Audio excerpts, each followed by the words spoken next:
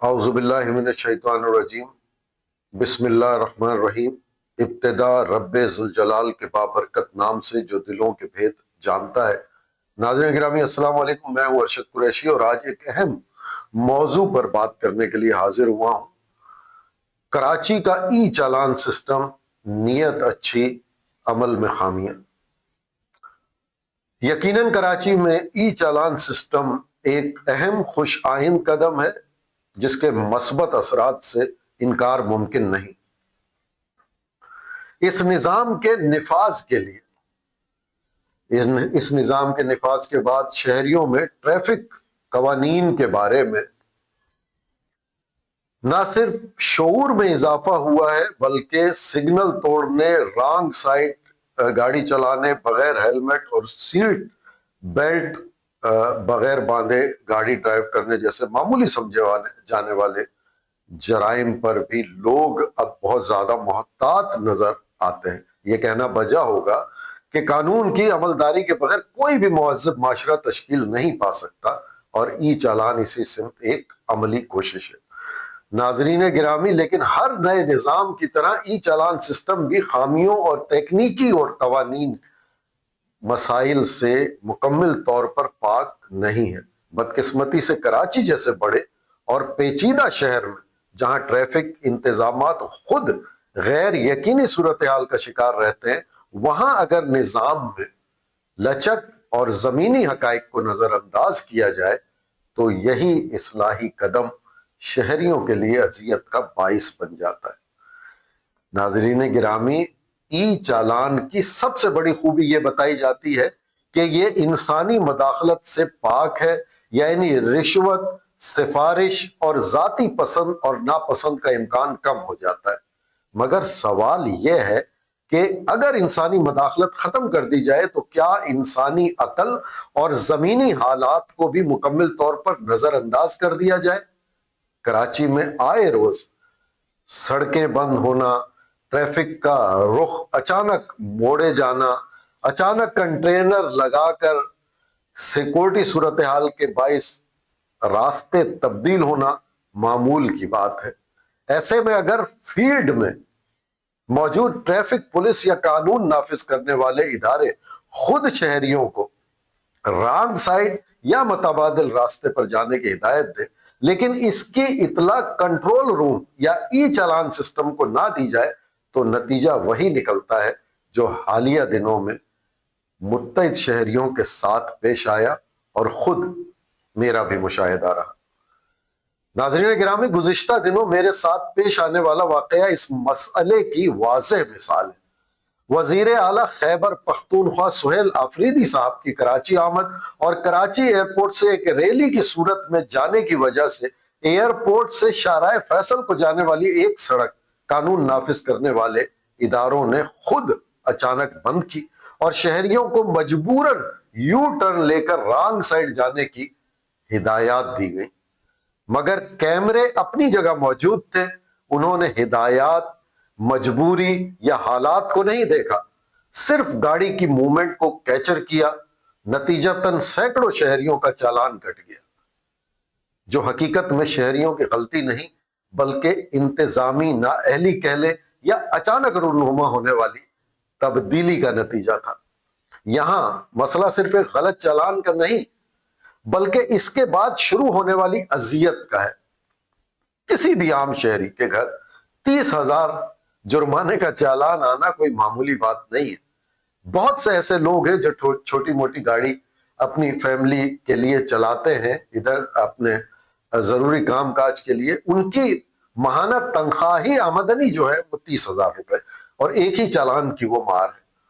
اس کے بعد چالان پر دی گئی ہدایات پر عمل کرتے ہوئے متعلقہ دفتر جانا، پھر متعلقہ افسران کو سمجھانا کہ یہ چالان اس کی غلطی کی وجہ سے نہیں ہوا ہے، یہ بھی جوئے شیر لانے کے مترادف ہے۔ اس وقت تک کوئی فعال موبائل ایپ یا پورٹل ایسا موجود نہیں جہاں شہری آن لائن درخواست دے اور بطور ثبوت دستاویزات یا تصاویر اپلوڈ کر سکے۔ واحد حل یہ ہے کہ ہیلپ لائن پر کال کریں یا پھر متعلقہ دفتر میں حاضری لگائیں۔ اور اس پر ستم یہ کہ اگر کسی شہری کا اس سے پہلے واقعی کسی خلاف ورزی کی وجہ سے چالان بن گیا ہے تو وہ پہلی غلطی مان کر معاف کر دیا گیا، تو اب اسے یہ چالان یعنی 30,000 کا جو اس کی غلطی بھی نہیں ہے وہ لازمی جمع کرانا پڑے گا۔ یہ ایک سنگین، بہت سنگین مسئلہ پہلے چالان کی معافی کا بھی ہے، جسے حکومت نے ایک سہولت کے طور پر متعارف کرایا۔ اصولاً یہ اچھا قدم ہے تاکہ شہری نظام سے مانوس ہو سکے، مگر جب پہلا چالان ہی غلط ہو اور انتظامیہ کی غلطی کی وجہ سے ہو، روڈ بند کر کے رانگ سائڈ پہ خود شہریوں کو جانے کی ہدایت کی بنا پر ہو، تو پھر اگر دوسرا چالان واقعی کسی خلاف ورزی پہ ہوگا تو وہ تو پھر لازمی جمع کرانا پڑے گا۔ وہ معافی کی سہولت پھر استعمال نہیں کر سکے گا کیونکہ اس کا کوٹا ایک غلط چالان کی نظر ہو چکا ہوگا، جیسے کہ میں نے آپ کو عرض کیا کہ خود ہدایت دی گئی کہ یہیں سے یو ٹرن لے کے آپ واپس جائیں رانگ سائڈ سے۔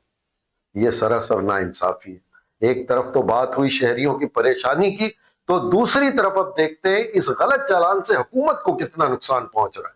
چالان کا پرنٹ نکالنے سے لے کر کوریئر کے ذریعے شہری کے گھر تک چالان پہنچانے کے اخراجات کا اندازہ ناظرین آپ بخوبی لگا سکتے ہیں، یعنی وقت اور پیسے دونوں کا بے تحاشا ضیاع۔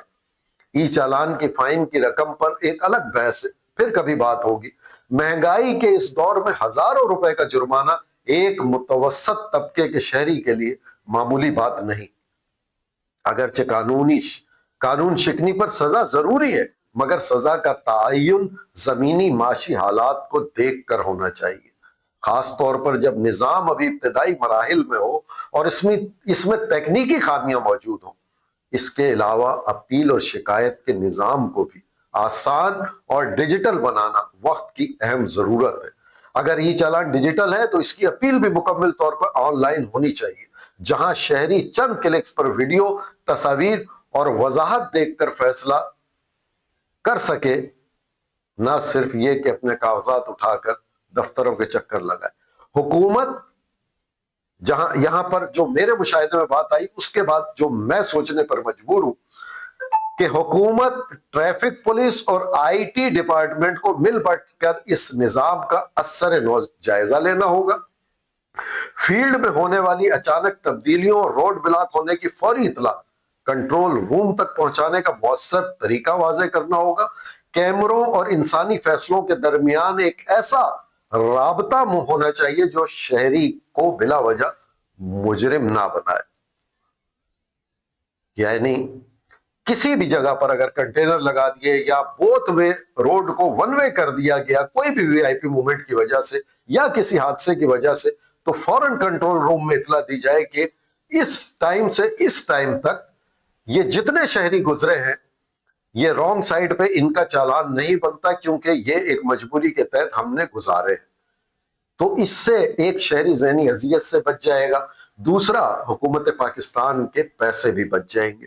اور ایک بات ناظرین گرامی اسی پروگرام سے کے توسط سے اعلیٰ حکام تک یہ پہنچانا چاہوں گا کہ جب اچانک کسی جگہ پر 100-150 رانگ سائڈ کے چالان کیپچر ہونے لگے تو اس کا مطلب وہاں کوئی غیر معمولی واقعہ یا تبدیلی ہوئی ہے۔